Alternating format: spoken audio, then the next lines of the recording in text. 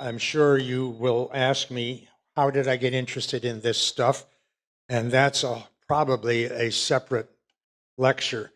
It's complex. I've been interested in these forms of thinking for a long, long time.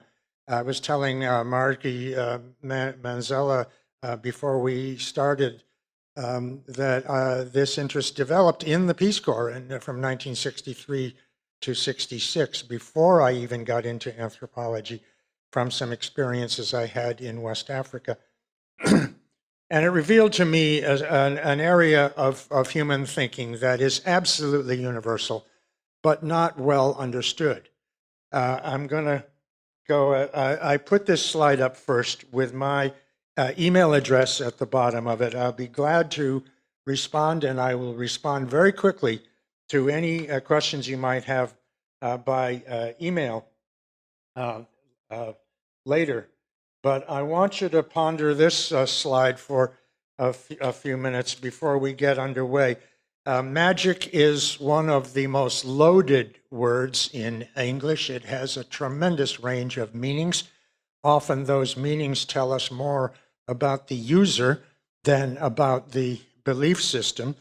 And I want to go through them very quickly. I hope you can read it faster than I can. And by the time I'm finished this little blurb, you probably will have read through the whole thing. Can you read this in the back row? Is that a large enough type? I'm not familiar enough with PowerPoint, I must say. So these are various meanings of the English word magic, and I tried to arrange them in order of prominence, but I may have failed. It may not be accurate in the minds of everybody. And if you think of other meanings of the word, please tell me during our question session, and I will add them to the list. The ability to change the form of something is probably the first meaning. But the word is also used to refer to anything outside of mainstream religion. It also has the common a birthday party, a stage magician meaning. It means wonderful, wondrous, fantastical, awe-inspiring, like the trip to Disneyland or a mountain landscape, a magical scene, a magical place. You've heard these terms. Hermetic or high magic is a term used to refer to an elaborate system of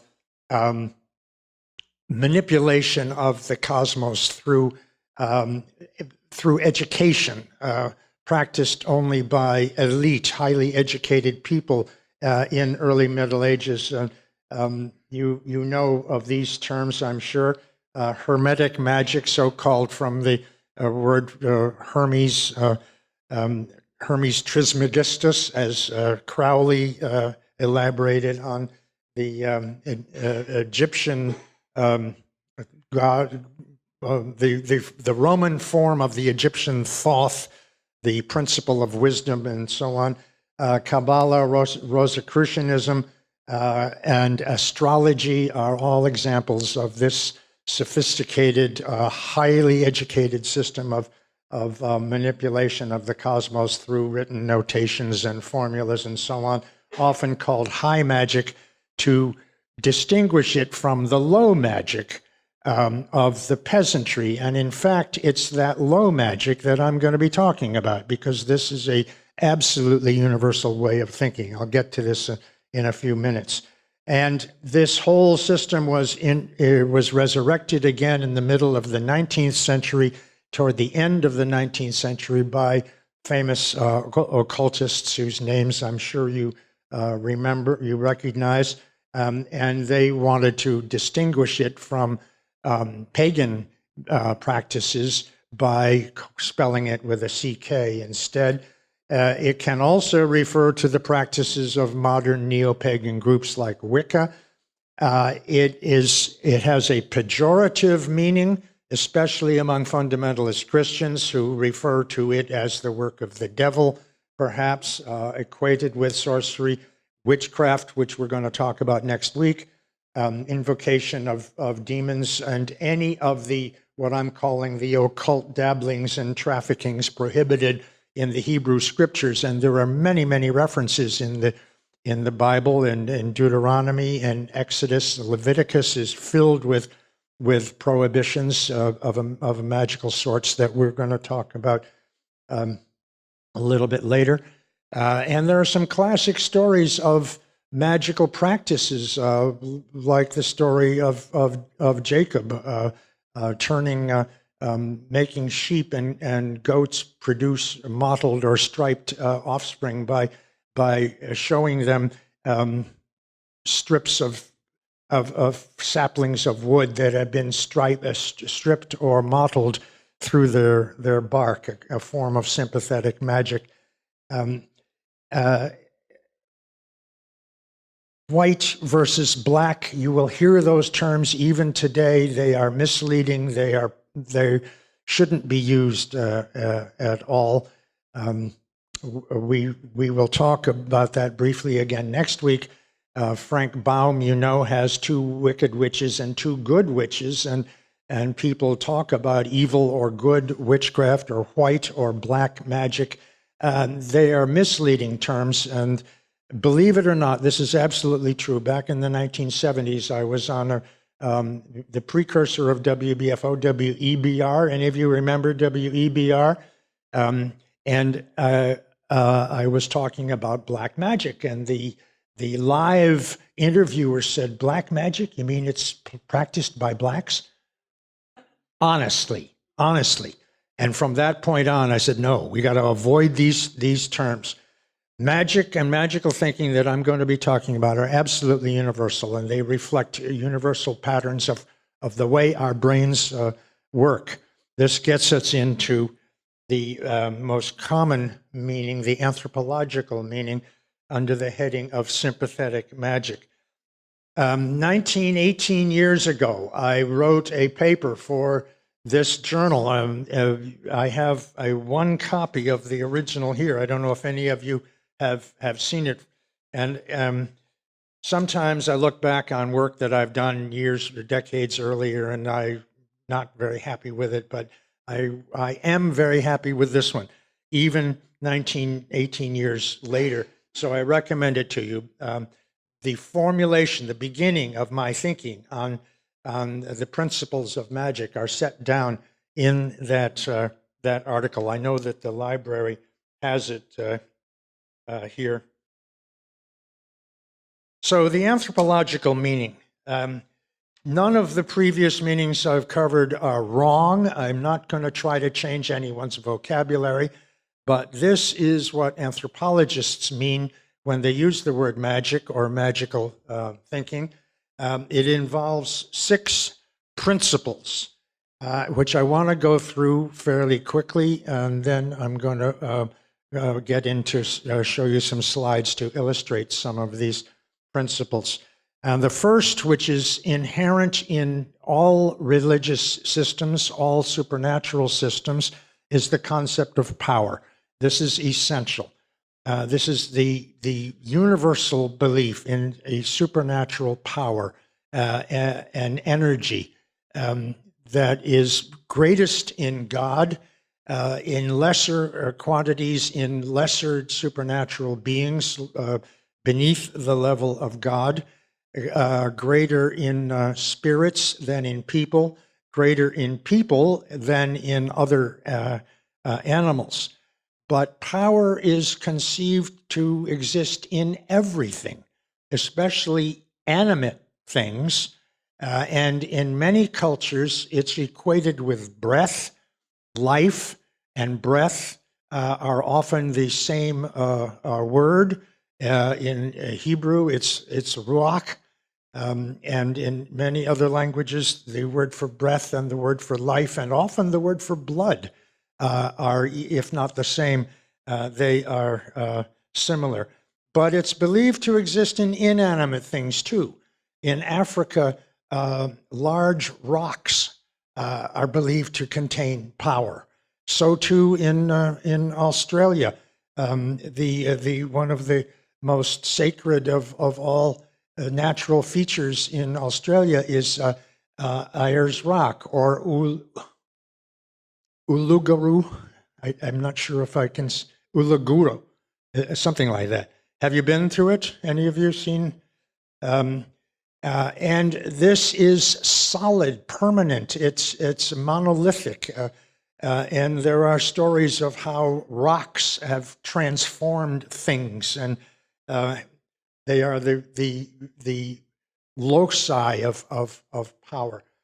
The power of supernatural beings is described very clearly in many places in the Bible. One of my favorite is when Moses goes up to the top of the mountain to talk to God, and Moses is, he's like a Jewish businessman. He wants to see who he's talking to. God appears to Moses as a pillar of cloud or a burning bush. And Moses doesn't get it. And he says, how can I deal with you if I can't see you? Show yourself to me. And God is very patient with Moses. And he says, look, I am what I am, and I will be what I will be, etc., etc. But my face you cannot see. No mortal can look upon my face and live.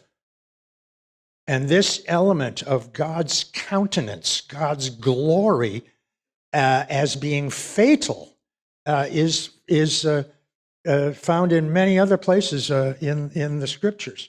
Moses comes down, so God puts Moses in a cleft in the rocks. Remember this? It's in Exodus, forgot which verse right now. And he walks by, holds up his hand so that the shine of his face doesn't hit Moses, but Moses is able to see the hem of his robe as he passes by. When Moses comes down the mountain, his face is shining, and the people are terrified. And every time Moses goes up to talk to God thereafter, he wears a veil so that he protects himself, he protects the people when he comes back. The power of God. Jesus, in many instances, feels power leaving him. Someone touched me. Master, what do you mean someone touched me? You're in a crowd, elbow to elbow. No, he said, someone touched me. I felt some power leave me. Remember this instance? The element of power is essential to religious thinking throughout the world, but it's also essence. And as we'll see shortly, essence is communicable. It is passed on. The essence of things lingers with them. This is the principle of homeopathy. Samuel Hahnemann believed that through a strange series of bizarre, twisted thinking, according to me anyway, the more you dilute something, the stronger its essence becomes. You know the principles of homeopathy, homeopathic medicine? Although the original substance may no longer be there in the water, the essence of it is still there. And I was struck by a finding just a few months ago, the end of last year, 2018. Computers have been able now to reproduce works of art precisely so that there is no discernible difference between the copy and the original. And if it's done with paint, the thickness of the paint is precisely the same. But people would not accept a copy if they knew the difference. Why, they say? Why, they are asked?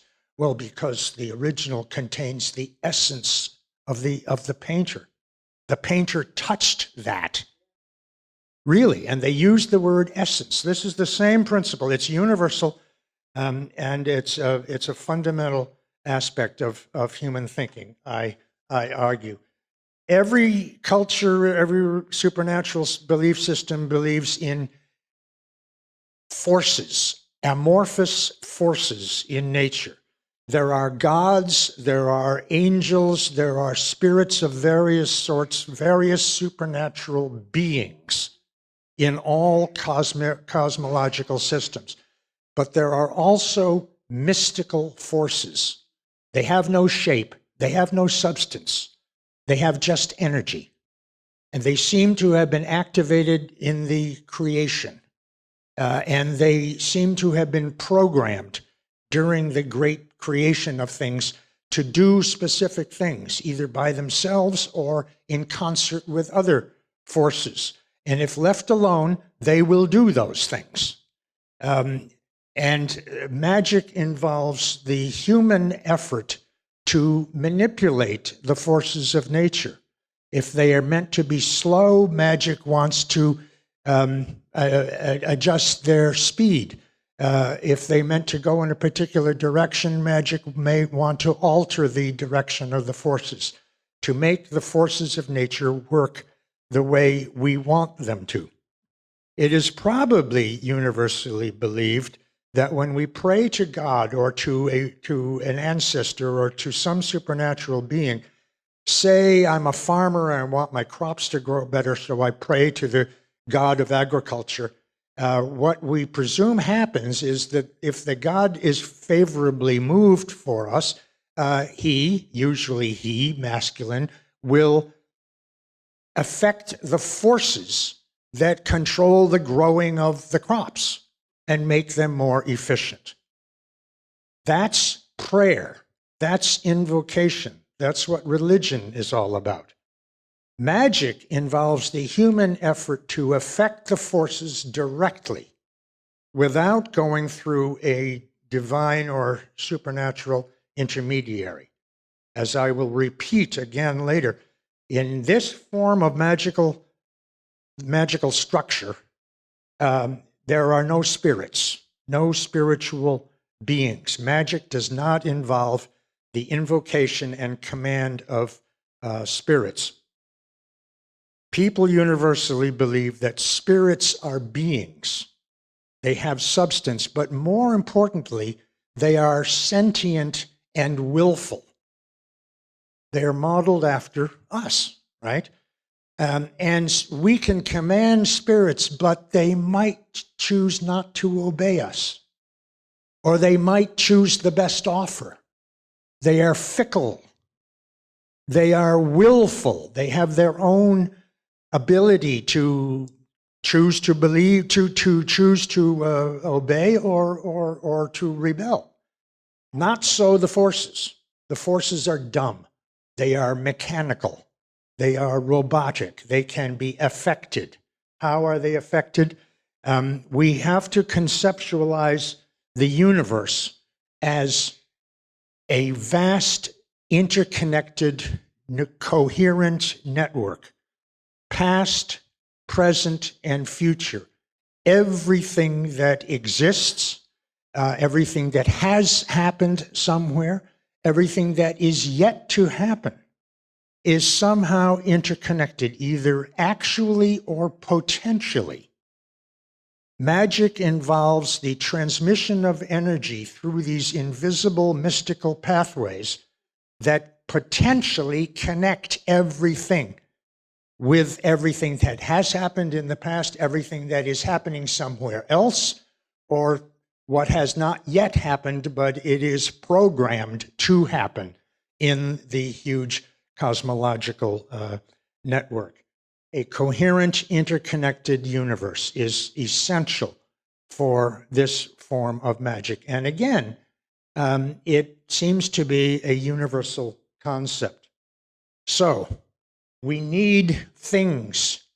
We need things to work with. Magic is learned by anyone. It's picked up by socialization. And magic involves the manipulation of symbols. Now, we could talk a long time about what distinguishes a symbol from other forms of representation. Like a sign or an icon or an emblem. A symbol can be any of those things, but the difference is that a symbol not only represents something else, not only stands for something else, but a symbol can stand in for the thing it represents. The symbol can take the place of the thing it represents. This is very important. And if the thing the symbol represents has power, then the symbol itself becomes powerful. Can you think immediately of an example? I heard it. The cross. Did someone say the Christian cross is a clear religious example? The cross itself is powerful. Why? Well, we know why. Take a secular example, the American flag. Every 10 or 15 years or so, somebody stands up in Congress and proposes a bill to penalize, to label as a transgression damaging the flag, right? There are lots of ways that we can damage the flag, and we accommodate many of those ways.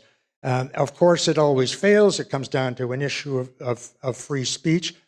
The flag, when I was a kid, the flag was cloth, strips of cloth sewn together or dyed stripes and stars on a field of blue and so on. Today, it's most commonly plastic or some other synthetic material.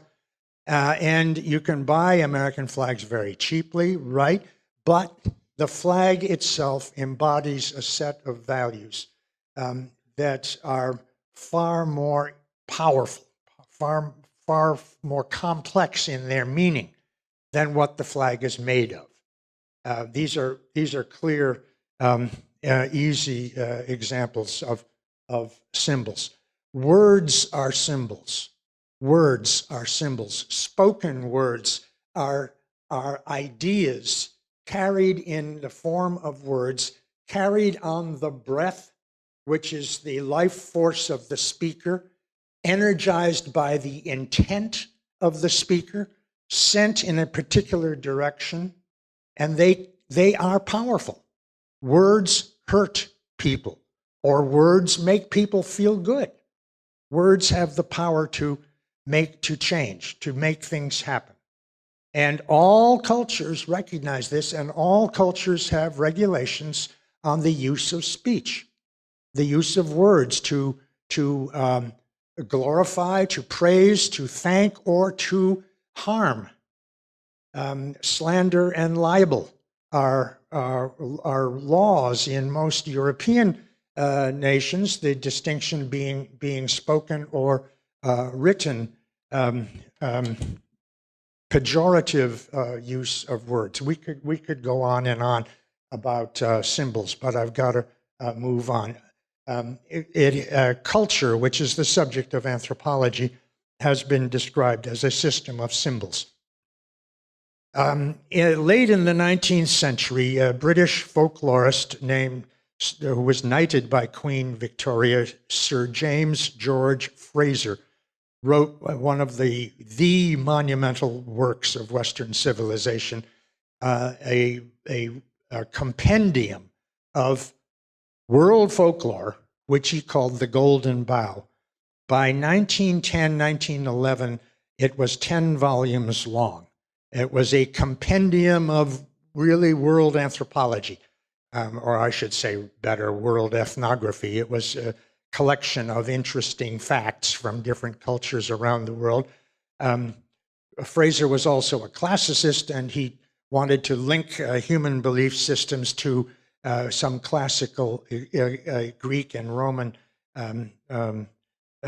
patterns of thinking, but aside from that, his discussion of magic was set down in his first writings in 1891 or 92, when the first volume was published. And since the 1910-1911 edition, which is 10 volumes long, it started to condense as knowledge got better, and much of what Fraser had set down was discarded. His discussion of magic persisted. Fraser coined the concept of sympathetic magic, that things that are in some kind of sympathetic relationship with other things have a causal relationship. Fraser argued that this is universal, and he was absolutely right. And there are two principles of sympathetic magic. Fraser called them laws. I do not call them laws. the concept of laws, like laws of supply and demand, or other laws in the social sciences. I'm not talking about gravity and thermoluminescence or electromagnetism, but rather social actions. The concept of law has just too many exceptions to it, and so I will use the word principle instead. Fraser said that sympathetic magic operates according to two different principles. The first is similarity. Things that resemble other things have a causal relationship with those other things. The resemblance can have many different forms. The most common is appearance, things that look like other things, but also things that smell like or sound like or are colored like or behave like other things can be imagined to have a causal relationship with other things. People work magic through this principle of similarity. To act out something might cause that same thing to happen. Many religious rituals have this element in them. His other principle is contact, which is more powerful than similarity, much more powerful. Things that have been in direct physical contact with other things retain a connection after they are separated, and that connection is causal. So the principles of similarity and the principles of contact, anthropologists have found to be absolutely universal in human thinking, absolutely universal. And I don't have time now, but there's a lot of evidence to suggest that these beliefs in things resembling other things, having a connection, things that have been in touch with other things, retaining a connection afterwards, that these are rooted in our neurobiology. I recommend my 2001 article to you because in that I cite the work of UCLA neuroscientist Marco Iacoboni, who was the first to propose the mirror neurons. Now, maybe that's not quite true. Some Italian scientists working with him in Italy had come up with the idea. They first studied monkeys, and monkey see, monkey do. They wanted to know why monkeys were so adept at, and indeed compulsively mimicking, why mimicry was so important in monkey behavior. But Iacoboni was the first, anyway, to write about it in English in America. And in that article, I cite his early work, which was like a eureka experience for me. Following the tenets of anthropology, if behaviors or beliefs are found to be universal, we can suggest that they might be deeper than cultural learning. They might be somehow rooted in our own evolutionary biology. And there are lots and lots of examples of this. And Iacoboni showed an early experiment in which people's fingers were represented by drawings on paper, and he showed how when people manipulate these drawings, the brain signals to the fingers are activated. When a demonstrator shows up a drawing of a hand and manipulates one of the fingers, the fingers of the subject respond. And I'm not doing good justice to it. You should read it. I gave a good summary of it in my article. People get familiar with certain behaviors, and they instinctively react in certain ways in certain situations. If you're a passenger in a car and the driver is not paying close attention, he's chatting away and driving too fast, and you realize that he's coming up too fast on a line of cars that are parked, they're stopped for a light. You, the passenger, instinctively jam your right foot to the floor. This is an example of this kind of instinctive reaction that underlies a lot of this, what the mirror neurons allow us to do in the brain. Two psychologists who are both of them, no, one of them is retired. Paul Rosen was at the University of Pittsburgh, and the other, Carol Nemiroff, was his partner, is at one of the University of Maine campuses. They did a lot of work with contagion, the contagion concept. And they published a lot of papers. Rosen, R-O-Z-I-N, and Nemiroff, N-E-M-E-R-O-F-F, Carol. You can find Rosen and Nemiroff. If you just Google those names, you'll find a lot of their work.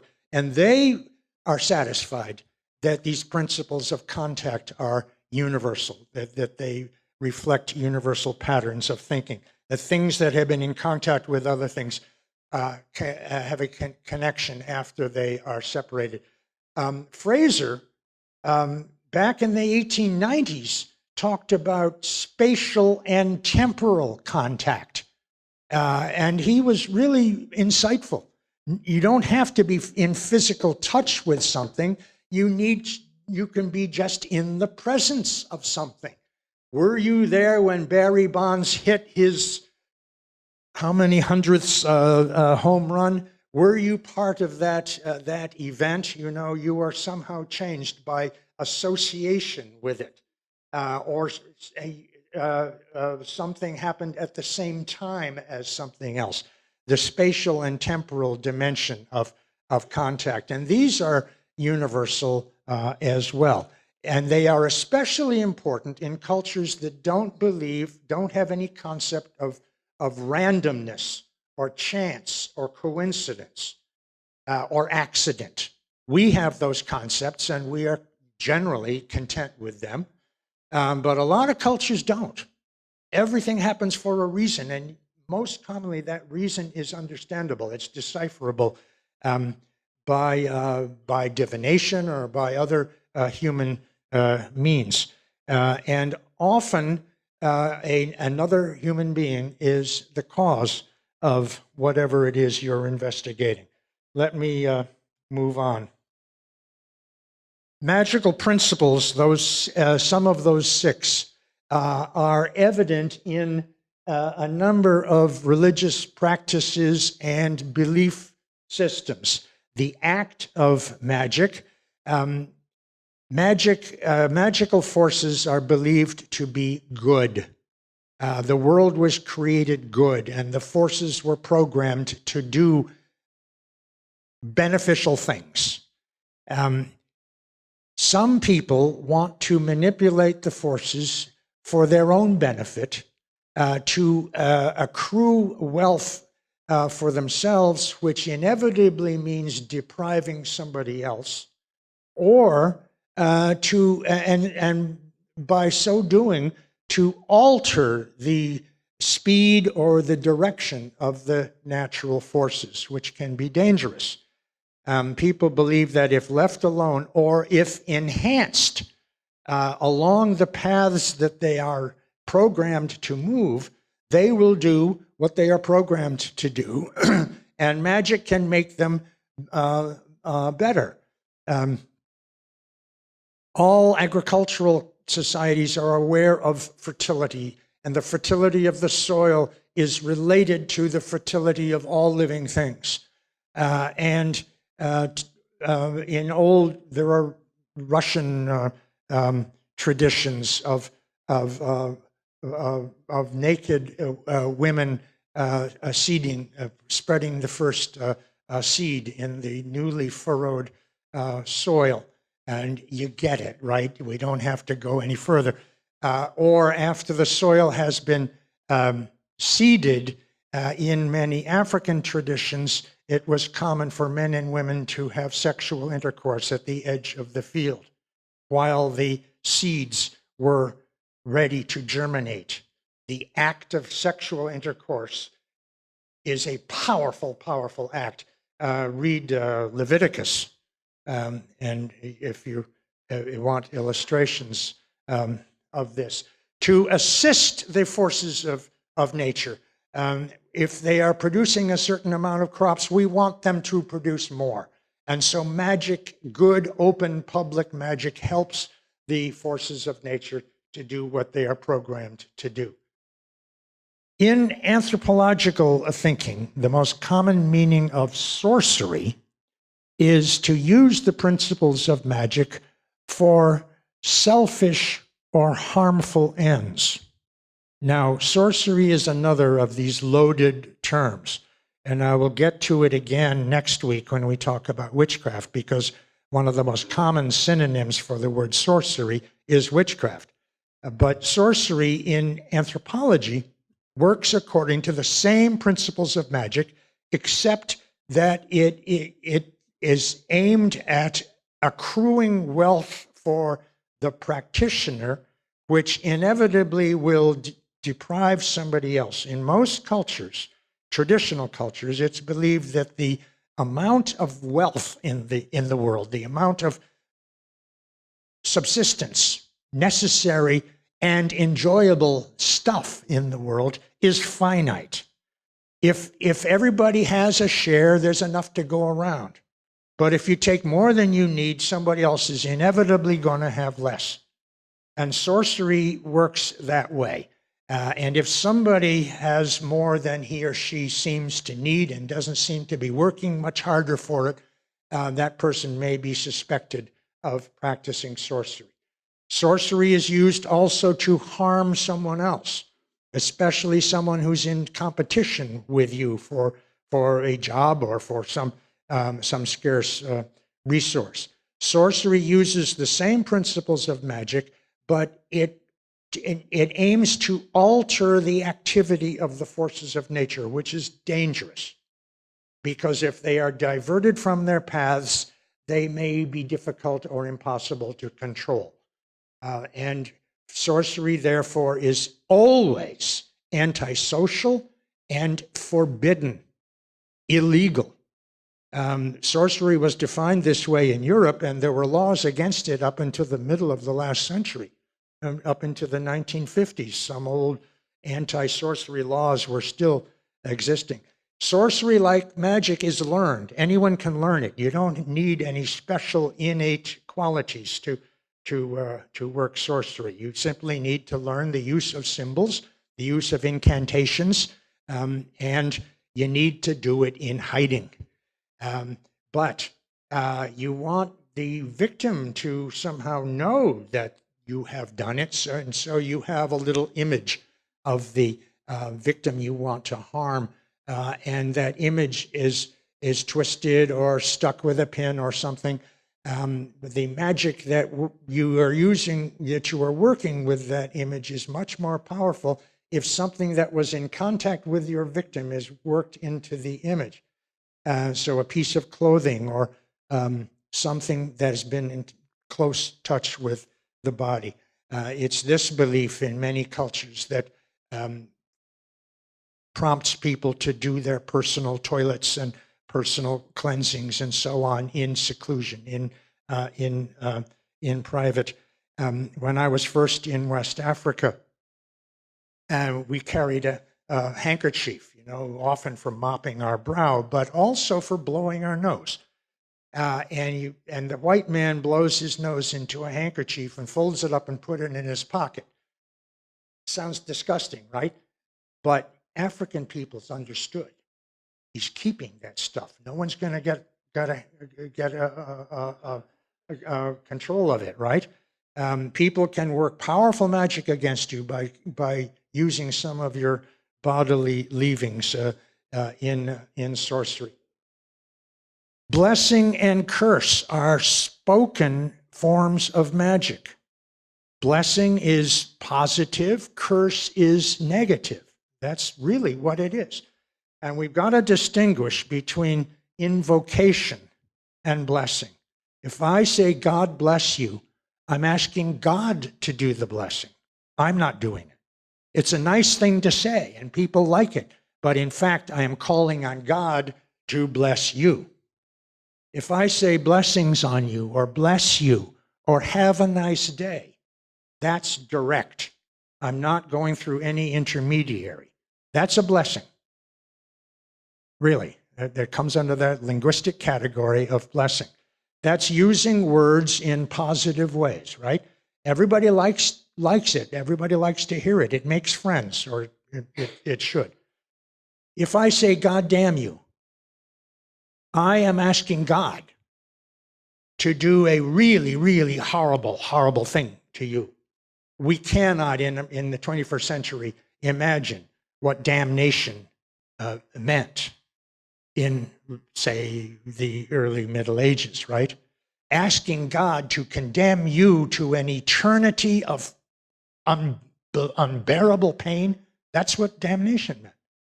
I'm not doing it. I'm asking God to do it. Now, that's not curse.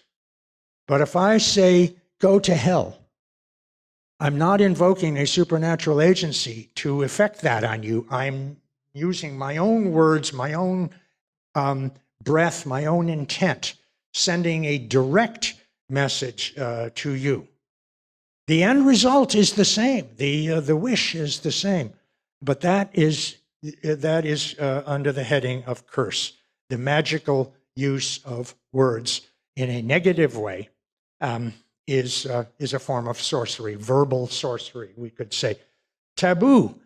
The word comes from a Polynesian, Micronesian term meaning supernaturally forbidden. Distinct from crime or sin in that it has a sanction. Don't do this or something will happen, and it isn't us that's going to do it to you. It's the forces of nature. If you violate these principles, you're going to get it. That's really what taboo means. Taboo involves power. Sorry, that's in my previous slide. It's not there anymore. The Polynesian king was a powerful person in this sense. His feet did not touch the ground. He was elevated. The king needed a haircut from time to time. The king's barber had to ritually cleanse himself after cutting the king's hair to get rid of that potentially dangerous power which is in his fingers and whatever else he was using. The person of the king was taboo or kapu or tapu, variations on it in different island cultures, meaning having so much power that it's dangerous. And the English word with two O's came out of that to mean supernaturally forbidden. A result of the violation of taboo, a result is pollution, sometimes called ritual pollution to distinguish it from chemical pollution. When we dump chemicals into the Niagara River, that's a form of pollution. But we are also polluting the sacred by the intrusion of the profane. Again, I refer you to the book of Leviticus, which is filled with pre- and proscriptive behaviors, which are in accordance with the kosher laws, right? And many of them are examples of the violation of taboo, especially having to do with the kinds of powers that are in the human body and in the human reproductive system and in males and females and in the female discharges and male discharges of various sorts. Also, disease-caused discharges like leprosy. They're all spelled out in Leviticus. And people who have sex have to go through a long period of cleansing before they can touch food or before they can handle infants or the elderly or go near the sick. Sometimes the offender is unclean until evening, but sometimes the period of uncleanness lasts for 7 days or longer. These are all examples of violations of taboo. And we assumed, the Hebrews assumed that God set down those rules, but the rules in Leviticus don't name God. They simply say, this is what will happen. And the concept of being unclean is really, really dangerous. Menstruating women around the world today are unclean and must be kept separate. And they are ritually unclean. They have this mystical, powerful essence coming out of them, which can damage food. It can harm infants or the elderly or people suffering from some debilitation of some sort. Even today, it happens in Asia and parts of Africa. Well, we can go on. These are magical concepts. Divination. I said that we live in a vast, coherent, interconnected universe in which everything that has happened, everything that is happening somewhere distant from us, and everything that is yet to happen are all recorded in the universal program. Divination is a way of tapping into that information that exists out there. Methods of divination are absolutely universal. There is no culture in the world that does not have many methods of divination. There are a lot of social and psychological functions to all of these beliefs, of course. One function of throwing dice is that it takes the decision off of our shoulders, right? And that's often a good thing. But reading tea leaves or palms or phenomena in nature of various sorts and deducing a message from the cosmos, maybe from God, maybe from the ancestors, maybe from spiritual beings, but also and more commonly from the natural network of information out there. This is a universal practice, and the principles which govern it are among our magical principles. Okay. I've given you a lot. I could elaborate on all of them in much, much greater detail, but let's look at some slides. I think that some of the best explanations for the Neolithic rock art are magical. Many of these famous rock paintings in southern France, Spain, and elsewhere in Europe were painted in deep caves by the light of torches, and many of them defy explanation, but a logical explanation is magical. Many of the animals depicted are game animals. Many of them are powerful game animals. The hunters are weak humans armed with inadequate weapons, but bringing down one of those game animals will satisfy the needs of the whole group for weeks, if not months. And acting out the hunt, drawing an image of the animal, capturing the image through the principle of similarity, and somehow doing something to the image can possibly, it certainly won't hurt, it can possibly help us in the hunt the next day. We may have a vague idea of where the animals are because we know their patterns of migration. We know the season. We know that there's water over here and there isn't water over there, so they're likely to be over here.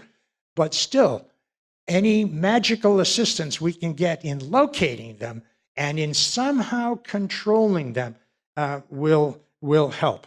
And this kind of an explanation is greatly strengthened when we look at this figure, the famous sorcerer, as he is called. That's a misnomer. I think we should call him a shaman, not a sorcerer. There's no indication that he's working magic. But that's another one of those meanings of magic that I talked about earlier.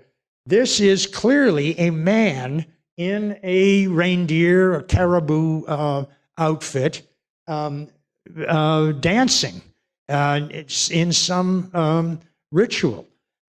People say the world's oldest profession is prostitution. It might better be said that it is shamanism. The shaman is a unique person who does have a special innate ability to communicate with spirits and to project his own spirit out of his body, to go off into the cosmos and negotiate with the spirits that control things. That's likely what's going on here. And this is a cruder representation of the same kind of thing. This guy has a headdress and hide of some antelope, and probably this is a representation of a ritual in which the person dances with the skin of the animal that the people are going to hunt the next day. The hunters surround him and mimically stab him with their spears, and he falls. And we hope that that will happen the next day. Acting out the event is likely to have an effect on the actual outcome of the actual event. It may not, but it might. These are some pictures from books. The famous so-called Venus figurines of the upper late Stone Age. They've been interpreted in a lot of different ways. These are some of the best known of them. This one is the so-called Venus of Willendorf from Austria. She is the best known. None of them have faces. None of them are portraits. The faces are just round balls. Most of them are female, but not all. The sexual reproductive elements of the females are exaggerated. Their hands and feet are inconsequential, and they are tiny. These things are 6 or 8 inches long. They are comfortable in the hand. Some of them have holes drilled through their heads as if they are meant to be hung on the body. It's been postulated, and there's no real evidence to support this, that they were hung under the left armpit. They are fertility. Fertility is power. Female reproductive capacity is amazing power. It is recognized and controlled throughout the world. And that's what these are. We would call them, in simple layman's language, good luck charms, really. Some of others of the best known of these. These are carved from bone, some of them from antlers of animals. The hips, the breasts, the vulva are exaggerated. But as I said, not only females are represented. There's no doubt what this represents. And male reproductive power is strong as well and is controlled. And power can be used. The power of the cross can be used in personal ways. The power drawn from symbolic representation of reproduction can be used by individuals in other ways. These you can recognize as well. And carved onto the walls of some of these caves. These are not sculptures. They are simply vulva of unknown, and this one is a Australian, much more recent, needless to say, in the past couple of centuries, representation of the same kind of thing, an act of creation with the great mother goddess spewing out beings in the birth position. The recognition of the power of reproduction is absolutely universal. My ast piece of field work in Nigeria was with the Bachama of northeastern Nigeria, where I went to do my dissertation research, and I've been back there many times. This is the king of Bachama, and he is a king. He really is a king. He's a divine figure. He is entering the royal festival ground. He is wearing dark robes, dark blue robes dyed from native indigo. Some of his attendants rake the ground in front of him to remove any debris that might cause him to stumble. If the king stumbles, that's tragic. He's wearing his royal headdress and so on. And he's entering the royal festival ground, which is marked by this archway. The important reason for this slide is the dark robe that he is wearing. He's in charge of the kingdom. He's in charge of what happens on the level, on the ground. But he is also infused with a measure of divine power as well. He attains divine power during the 5 days of his installation, 3 of which are in total isolation, when he spends day and night in a sacred place where it is believed that spirits visit him. And this is during the rainy season. The Bachama are settled agricultural societies. Like all agricultural societies, they depend on the right amount of rainfall. Like most agricultural societies in the world, they have special ritual specialists whose job it is to regulate the rain. Too much rain is as damaging as too little rain. And the rain cult, as it sometimes has been called, is very active, especially in the savanna regions of Africa, where these people live. They're not down in the coastal jungles, which is very, very damp, and rainfall is usually not a problem. They're up in the savanna, where rainfall is a bit more tricky. And he, by wearing these dark robes, whenever he is out in public during the growing season, which extends from about now, or actually a month from now, about the end of April, through the summer into September, he is in sympathetic relationship with the dark rain clouds. He is expressing his wish and the wish of the people through the principle of similarity of color. At the end of the rains, when the people want to harvest, and harvest must be done at a proper time because the crops may be eaten by monkeys or birds, or they may rot.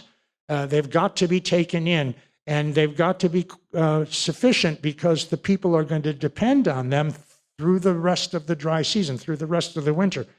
Whenever he appears in public, he wears pale blue robes. This is an old picture and it's fading. I'm sorry about the color is fading.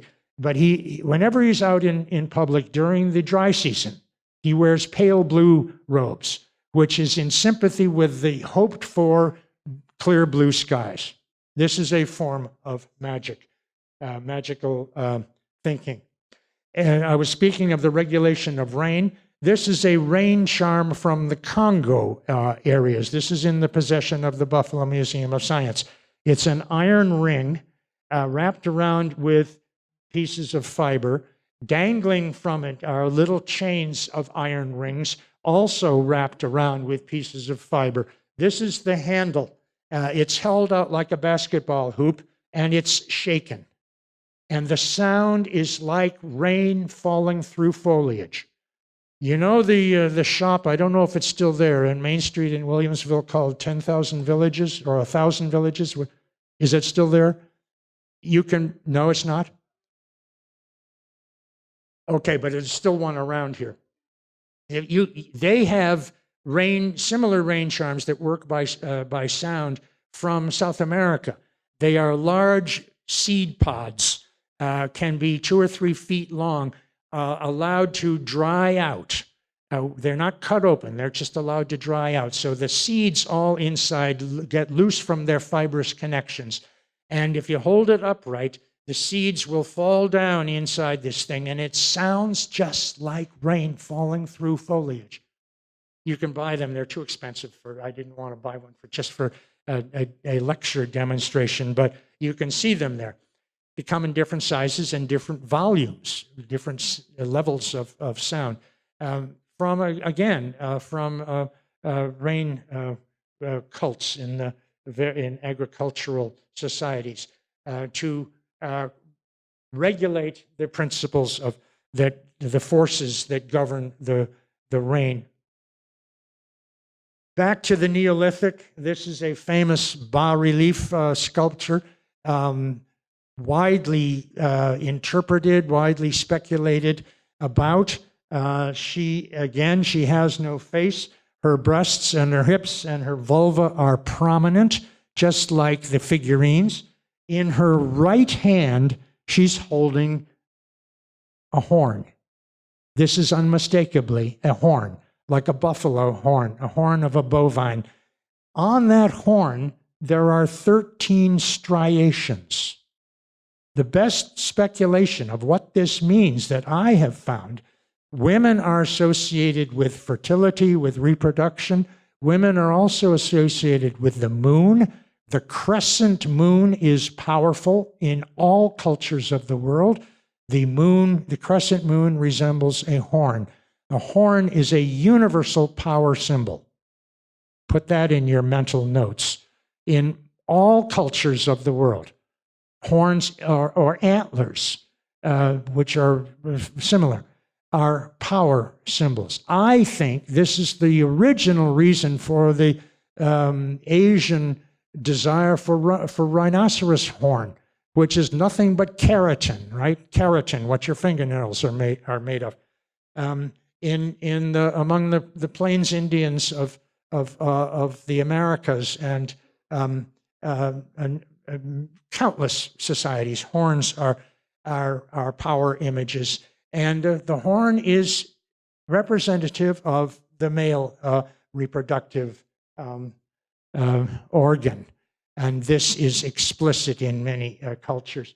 The 13 striations probably represent the 13 cycles of the annual lunar calendar.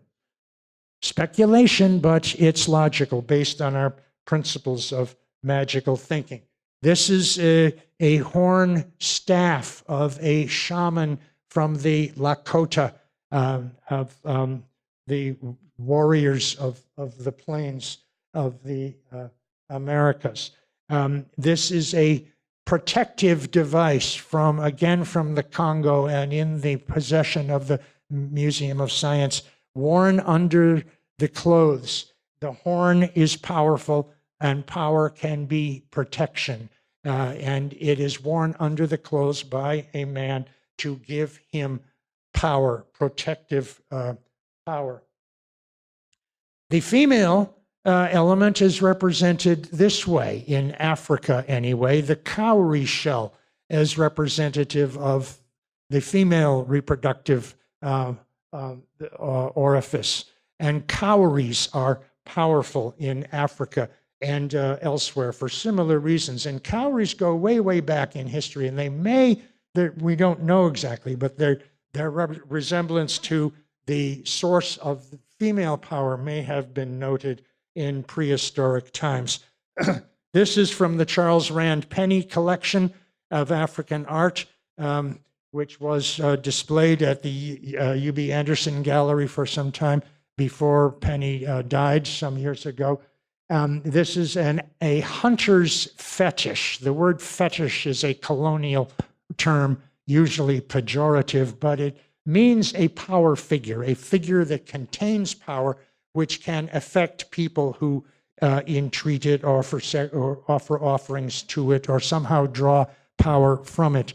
And it has these two African emblems, the male and the female emblems of power, horns and the cowrie shells.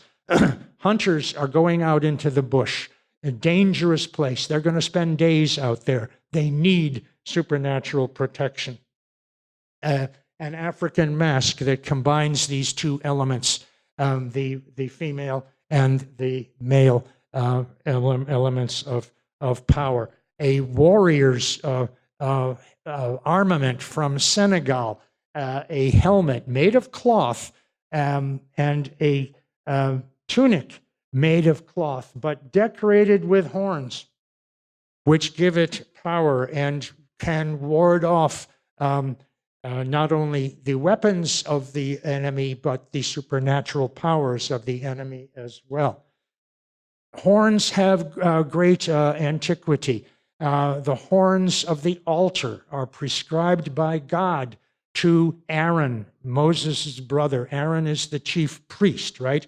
And in several places in the Hebrew scriptures, God tells Aaron how to make the altar with the 4 horns, the horns at each corner. Horns enhance the power of the surface of the altar. That the surface of the altar is where things happen. The meeting of the profane and the sacred, the secular and the holy.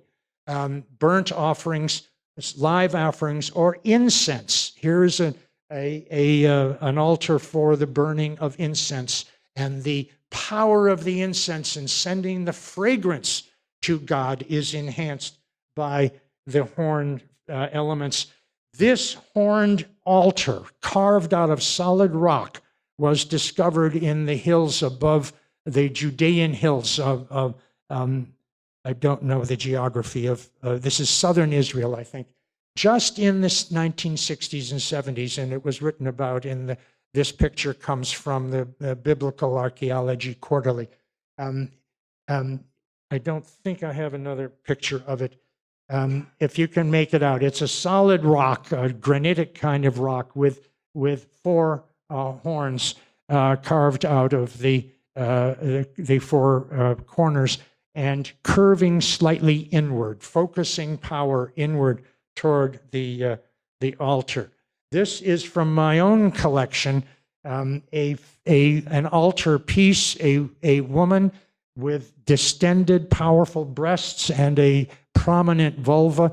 The only purpose for her is to enhance the power of an altar. Similar item with similar function in the collection of the Buffalo Museum of Science.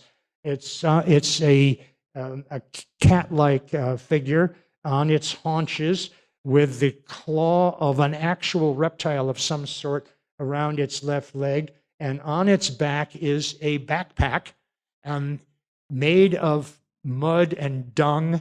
There was a combined exhibit of African art from the Hampton Institute, the Buffalo Museum of Science, and the American Museum of Natural History back in the 1980s.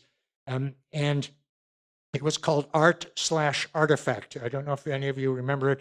The catalog, I think, is still there in the bookstore at the museum. This item was shipped to the American Museum in New York, and it broke open during shipment, and the curator at the other end made an inventory of what he found inside before he sealed it back up again. And I got a copy of that inventory.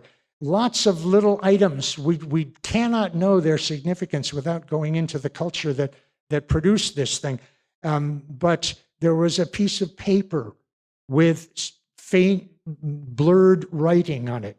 The ability to write was originally an extremely powerful act. Words are powerful. If you can reproduce those words, make them permanent on paper, that's awesome power. And this belief in the power of words, I am absolutely certain, lies behind the thirst for education in the colonial era. The natives saw the white people, the Europeans, doing no work at all, living in spacious quarters, having servants to do everything, having all of their needs were met.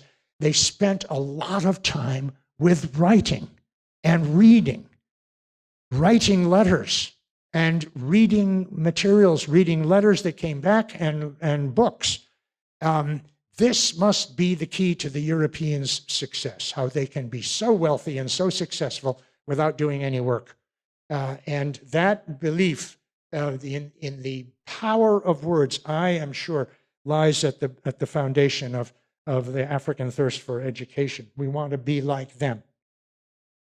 In Britain, in a rural church in the 1950s, this and also this picture is fading. It's very old. It came from a book about sorcery and so forth.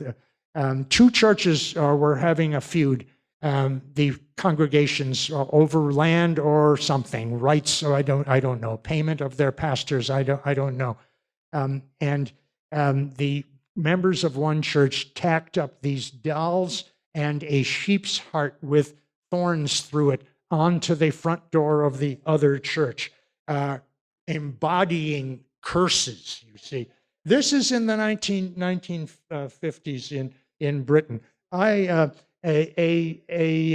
Easter festival was being held in the Bachama village where I worked. Long past the festival, the date and the nature of the event, the time and the location have all disappeared. But the owner of this house kept this on his wall. Power of Christ's blood, with an image of the crucifixion. Just the words, the power of Christ's blood, embodies the power of Christ's blood and protects the owners, the residents of the house. This thing faded. Fell apart. I don't know what happened to it. This is the cover of the New York Times Magazine of May 1st, 1988. You can find it. And the cover story is about New Age cults in Colorado. This woman is sitting in a meditative position under a pyramid structure that has been erected. And this reflects a belief that the pyramid somehow channels natural forces and the powers of the cosmos into a specific focus, right? And that was a dominant belief in the 1970s and 80s of the flourishing of the New Age. I've tried to make a new slide, but I can't get a hold of the cover. But there's the reference if you want to find it. In New Age thinking, magic is prominent. Colors, candles send essence upward. The essence is shaped and modified by color. The principles of the chakras and other kinds of magical healing may often be associated with color. Different colors can convey the essence of different parts of the body and different conditions, and the manipulation of crystals, which is still found in many places. It's not as popular as it was. Do any of you go to the crystal shop at Lilydale? They used to do a real thriving business. And the position of the various crystals, the various colors on this fellow's chest is supposed to be very artfully done. The Chinese concept of qi, the whole philosophy of acupuncture, is based on these principles of flowing energy. Qi is a system of flowing energy in the body, which lies at the very foundation of Chinese medicine, right? There are geographic counterparts to qi. The concept of ley lines, Leylines, are rivers, underground streams of power that envelop the earth. They emerge at various places in Japan. I don't know the Japanese word for them, but the translation is hotspots. If you go to your computer and look up hotspots in Japan, you'll get this. Like the vortexes of Sedona in Arizona. The ley lines of Britain were supposedly divined by medieval surveyors and masons who built the great cathedrals of Europe and the United Kingdom at junctures of these ley lines, where streams of flowing power came together. And these were opportune places to establish your place for worshiping God, because they concentrate power at those sites. Astrology, this is Sigmund Freud's birth chart, so I'm told. I have no idea I have no idea what any of it means, but astrology is an elaborate system of magical thinking. Um, uh, an ancient holdover from the age of Hermetic magic, as it was called. The Magi, the wise men of the Christmas story, were astrologers. We have seen his star in the east, they say, right? They came from the east. They came from the kingdom of Cyrus, who was called by God in several of the Hebrew books. He was called the Messiah. He was the liberator of Babylon. He escorted the Jews back from their captivity, and he rebuilt the temple. Cyrus was the Messiah. And the end of the book of Isaiah and Chronicles and Ezra. I think there are three different biblical books where Cyrus is referred to as the Messiah. The Magi or Magi were Cyrus's astrologers, and their presence in the Christmas story symbolizes the presence of that great king, the greatest king the world had ever known, coming to pay homage to the new king. If you go to New Orleans today, you can buy a gris-gris bag, also called a mojo bag, but in New Orleans, it's gris-gris, Gris-Gris. The origin of that term is not clear. It's probably African, but I can't trace it. And these are all magical items carried in a red. It's got to be red. Red is vitality. Red is blood. Red is life, right? A red flannel pouch. Each one of these items has some particular meaning. This is the famous John the Conqueror root. Look that up if you are interested. John the Conqueror root is a tubule that forms on the roots of St. John's wort.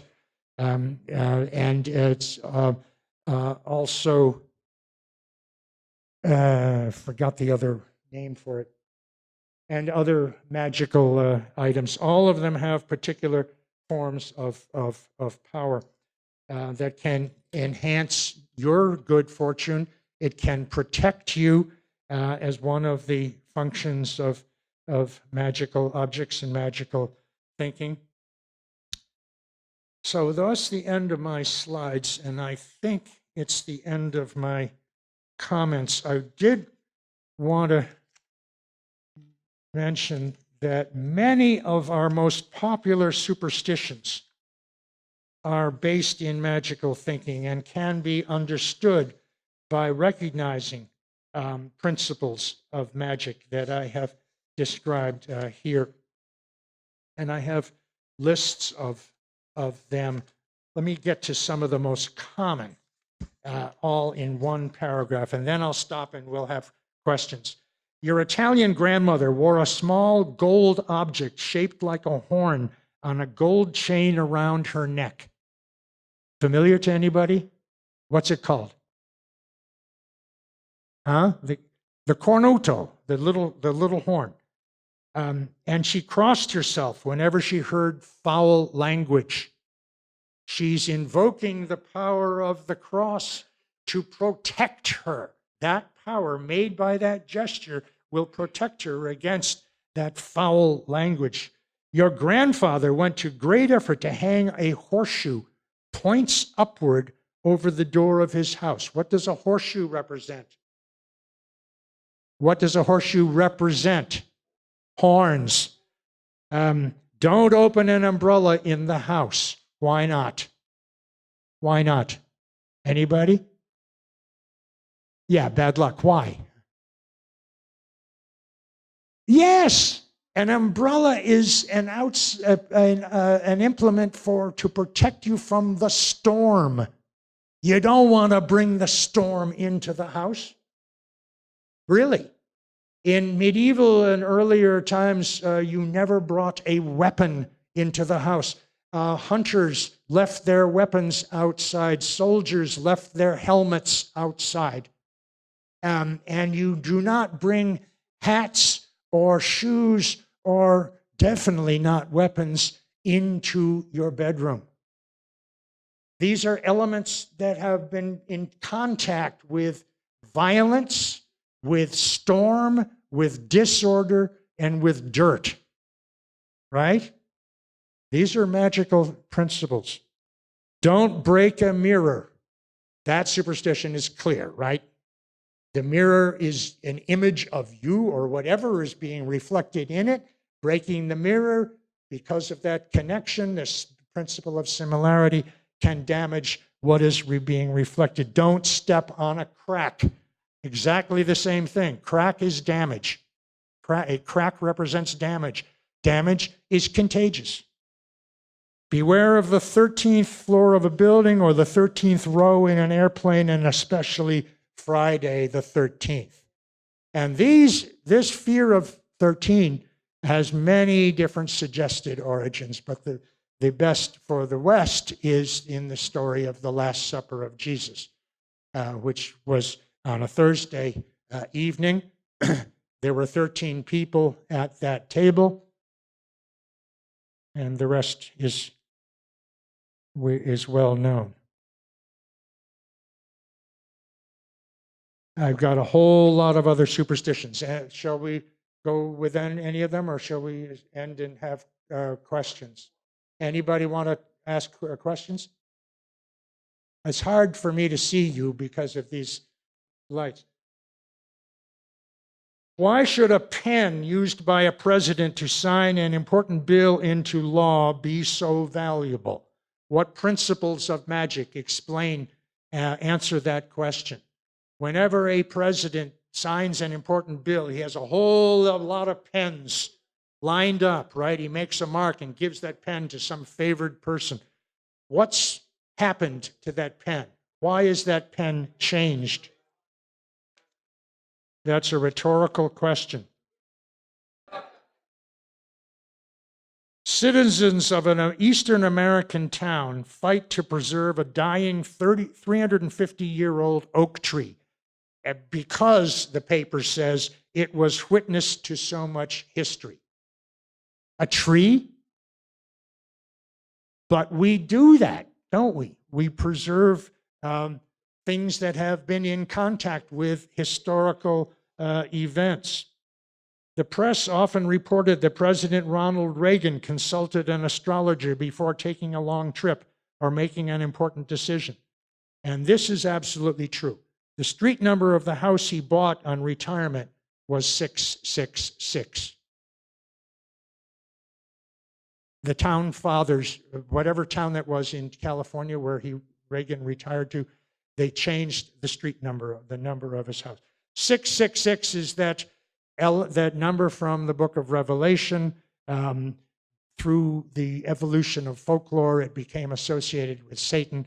In fact, it was the numerical equivalent of the Hebrew letters for the Emperor Nero, who was a dangerous fellow, and people referred to him in code. And blah, blah, blah. On the anniversary of 9/11, people stopped for a moment of silence at various times of the morning. At the precise moment each of the 4 planes crashed, and when each tower, and when each tower collapsed. What's going on when we stop for a moment of silence at 10:33 a.m. on September 11th or whatever time it is? We're trying to connect with that event. What is going on? I mean, this, again, a rhetorical question, something for you to think about. I watched the Olympics of 2012. On August 10th, Ethiopian Olympic runner Meseret Defar crossed herself repeatedly at the start. Then, when she had won the 5,000 meters, she reached into her shirt and pulled out a picture of the Madonna and Child and held it up to the TV cameras. This had given her the power to finish. She's drawing power from a religious source and using it for a personal purpose. Do you have a morning routine which, if varied, causes you to feel uneasy? We get into routines And if we vary our morning routines, things don't go right. And we recognize it in others. We say, what happened? Did you get out of the wrong side of the bed this morning? Even the side of the bed you get out of is part of the routine. Which leg you put into your pants first is part of your routine. Whether you brush your teeth before you comb your hair is part of your routine. And if you miss any of those things, or you do them in reverse order because you're rushed, things just, and this is part of our life, getting into routines. When I was in high school, I was a swimmer, and I set some school records. And the first time I set a school record, I was wearing certain clothes. I made a conscious effort to wear those same clothes on subsequent days when I was going to compete. What connection do those clothes have to do with the conditions of the swimming pool? But this is complex thinking. All of the systems on that particular day were operating in sync, right? And if I can help to reproduce the conditions of that successful day, maybe, right? And my activities during the day are all part of the way I performed in the pool in the afternoon. Athletes do this. I didn't know it. No one told me. Our team didn't make a habit of doing it, or at least not talking about it. It just occurred to me naturally. Later on, when I started studying this stuff, I realized that athletes do this consciously all over the world on days that they're successful. On the other hand, on days when they were unsuccessful, when they had a miserable failure, they will consciously avoid doing particular things. The anthropologist George Gemelch, G-M-E-L-C-H, wrote an article called Baseball Magic. You can find it online. He wrote it, the first version of it, way back in the 1970s, but it's been revised and revised and revised. One of the most popular anthropological publications used in many, many undergraduate courses. George Gemelch had a period himself in the minor leagues, and he draws a lot of his magical practices, which he describes in that book, from his own experience. And he describes the case of a fellow teammate who usually ate cereal in the morning. But one day his wife got up early and made him pancakes, delicious pancakes. But he did miserably on the field that afternoon. And he established his own pancake taboo. He would not have pancakes on any day that he was going to compete thereafter. And this is an example of the same kind of thing. Blah, blah. Marilyn Monroe's, Princess Diana's, and Elvis Presley's clothes and household possessions are sold at auction for far more than the same items would cost in stores. Principle of contact, right?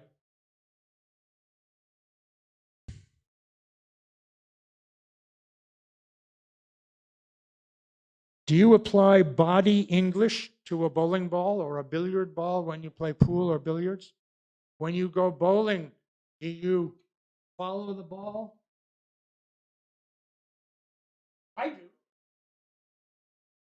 Do you believe somehow that you are still connected to that ball? You were connected.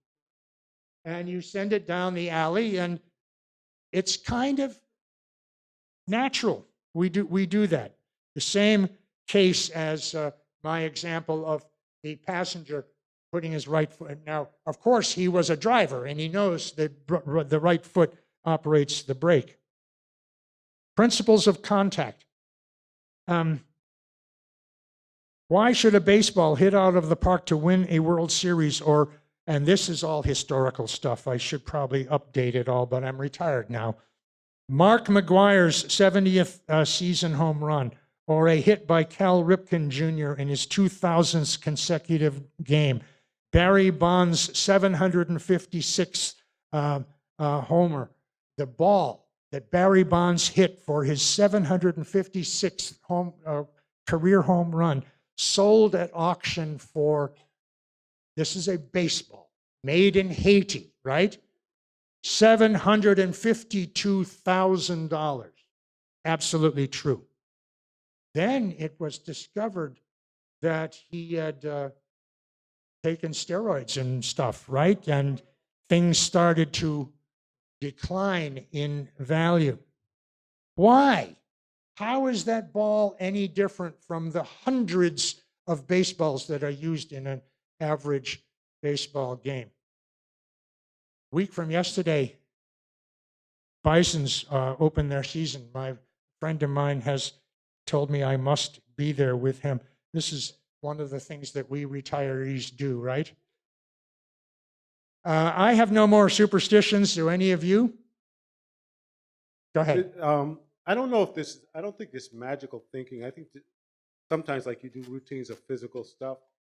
I'll watch basketball, for example. A team will get hot, literally. All 5 players will hit 3-pointers. And they'll hit them constantly. But then a team will get cold, right? I've watched a team miss 25 straight shots. I watched the UB team lose to Texas Tech, and I know exactly what you're talking And about. I'm wondering, I think there's got to be something to that. Somehow the other players are affecting one another. Where literally, I think it was the New York Knicks lost the game missing 20. Isn't this part of the definition of team? Yeah, how does that work, though? Team is an interconnected group of people working as one. But would you call that magic, or is that something? I think you're real? onto it. I wouldn't call it magic, no, and I don't think anyone else would either, and they would probably be insulted. This anthropologist, this PhD, is he calling this? But it does work according to similar principles, I think. Yes. I've seen it, and I'll never forget the Knicks 21 straight shots they missed. Crazy. I'm also a graduate of Yale, as Sarah told you in her introduction, and I watched Yale lose to, forgot who they played in the first round, and they made 4 threes out of over 30 attempts. What percentage is that? Never mind. I know what you're saying. Yeah, go ahead. Next, please. How are we doing for time? Cicero said that ignorant people felt all superstitions were true. The educated people the ignorant people, the educated people thought all superstitions were false, and the politicians thought all superstitions were useful. And the thing of it is that thing that gave us an interest to do these things is if people believed them, they were useful. But then over time, in Western society, particularly in Western Europe, people became to realize that, a lot of these magical things and stuff just didn't work, but let's do research and let's find out what does work. And then modern science grew out of magical type of thinking. And actually, we talk about gravity and magnetism and electricity and the strong nuclear force and the weak nuclear force. This ability to conceive of these things that actually do exist comes out of our ability to perceive of magic. I think you're right. But then when we do the testing and we find out that something actually does work all the time, then we don't call it magic, we call it part of nature. But the ability to perceive of these things that actually do exist would not be possible if we weren't also able to have the imagination, which will give us the ability to understand magic. Thank you. The placebo effect works on some of these same principles. Homeopathy. If homeopathy works for you, there are at least 2 explanations, and one of them is placebo. The other is that the disease has run its course anyway. Yes, go ahead. It seems to me like a lot of these complicated rituals must have begun as something fairly simple, like someone who was OCD might do to ward off something bad happening, and then they probably evolve and become more complicated. I was wondering if that makes sense to you, and Yes, if you yes, think yes. There are these fundamental 6 principles that I tried to uh, um, eke out of all of these. I think that some of them lie at the foundations of even the most complex magical rituals. right, and then do you think if a ritual is more complicated, does that seem to make it more powerful, or how much of it is that if it's really complicated, then only the shaman can do it, so that maintains That's an its excellent power? question. Martin Luther asked the same question, didn't he? And wanted to simplify things. Catholics probably, well, I don't want to go there. That's an important question. And somebody raised the connection between magic and politics, or superstition and politicians.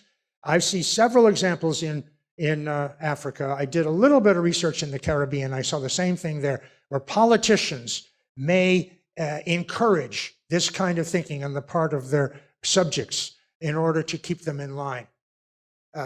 If the people realize that a despised politician has a whole army of sorcerers working for him, they're going to rethink their rebellion. Go ahead. A key assumption behind your approach seems to be that magical thinking is different than ordinary causal reasoning about the physical world. And No, wanted I don't mean to. Okay. I don't mean Okay. to. It underlies, it intertwines with. Okay. Well, let me ask the question I had in mind anyway to see what you have to say about it. It struck me that that your view was that magical thinking was somehow different, and that's why it would be sort of interesting to be told that magical thinking is universal. We all know. So here's what I had in mind. It's not clear to me that magical thinking is different in kind, really, from mistaken scientific reasoning.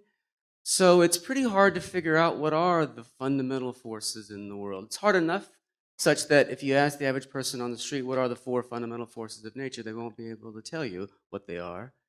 And I look at some mistaken scientific theories from the history of science. I look at serious scientists who thought that there's a substance called caloric, which is responsible for heat, or phlogiston, which is responsible for combustion, and the luminiferous Or ether. miasma, Yeah. or And none of these things exist. They're mistaken. It's just really hard to figure out what are the forces and how you might tap into them.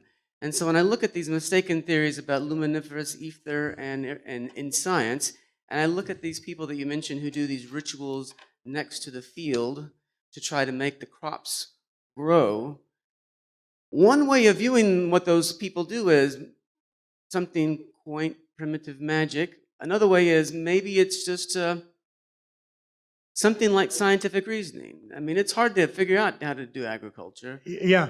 So it's Early not- scholars of science of magic have used those same phrases. This is primitive science. Oh, okay. Sure. Okay. I didn't get that impression. Okay, Yeah. great. Thanks. Yeah. What comes to mind, we're talking a lot about superstition, and gamblers are very superstitious. And I'm called to mind the movie The Cooler with R.H. Macy, which is supposed to be based on more or less a true historical person. Say it again, please. R.H. Macy from the movie The Cooler. I don't know it. Well, it's a movie where this man is such a bad gambler, has such bad luck, the casino actually hires him. When somebody's on a hot streak on a crap table, they send him over, and the guy's luck would go bad, or he just walk by. It's a major movie. It was for Academy Awards, I think. And I just wonder, this is obviously a corporate decision. Casinos are big corporations. It's supposedly based on a true character. I'm wondering if you have any other examples of how magical thinking is kind of infiltrated into the decision making of big corporations and big business. Does anybody want to chip in here?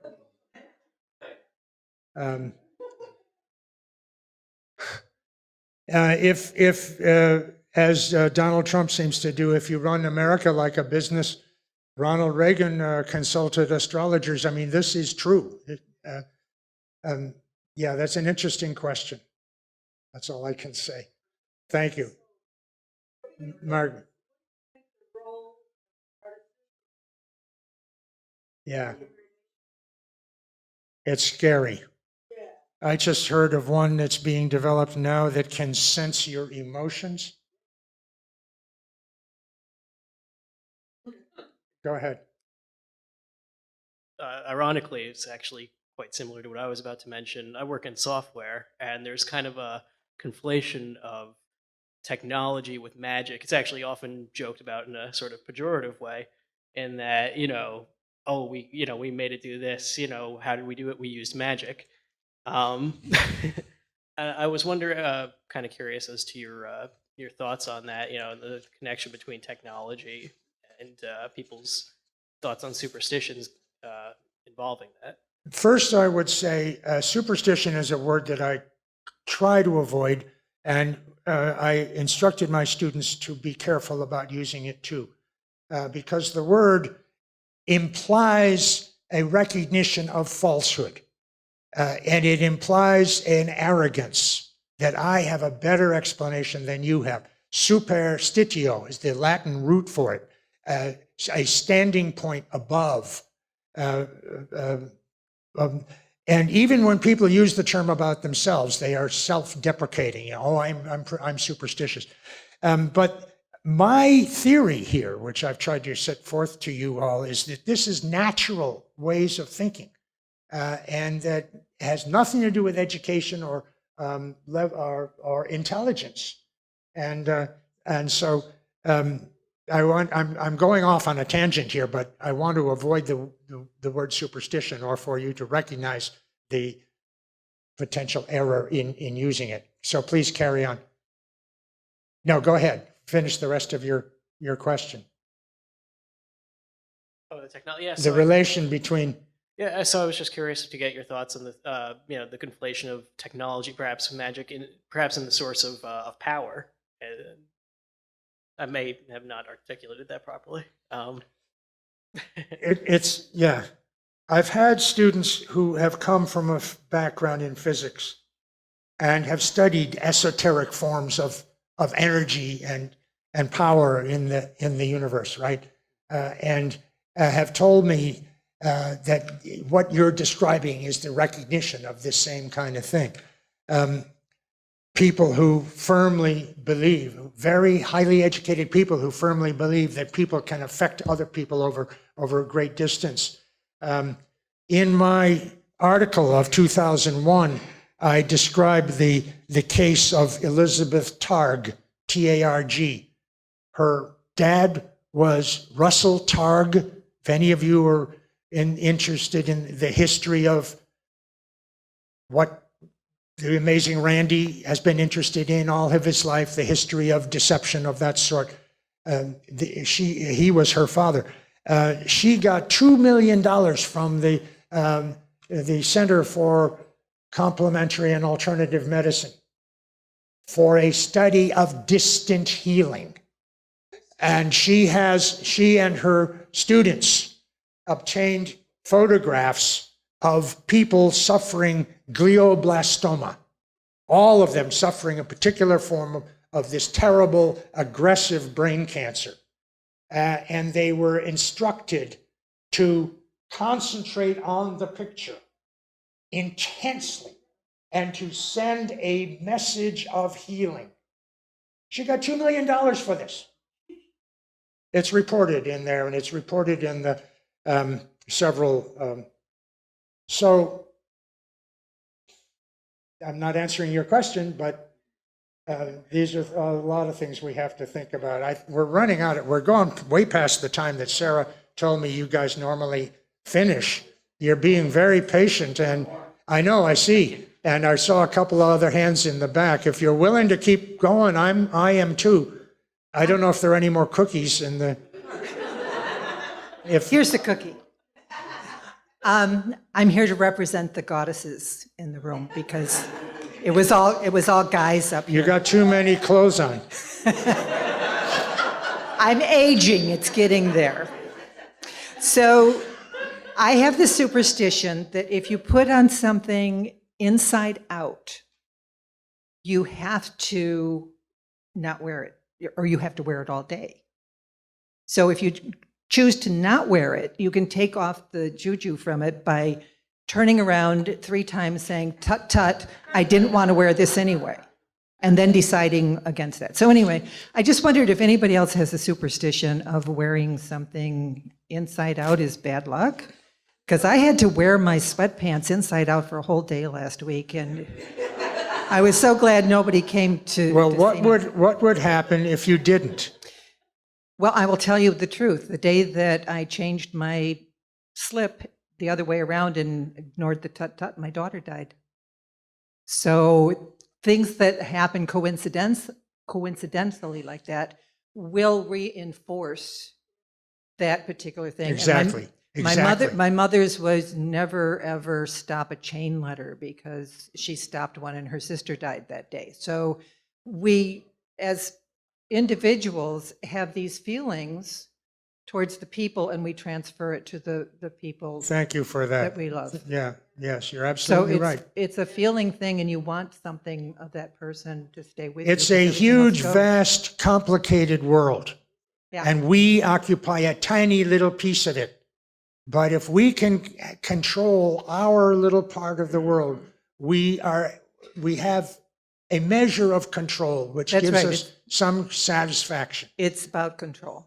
And these are among the functions. Next week, I'll talk about functions in a little more detail.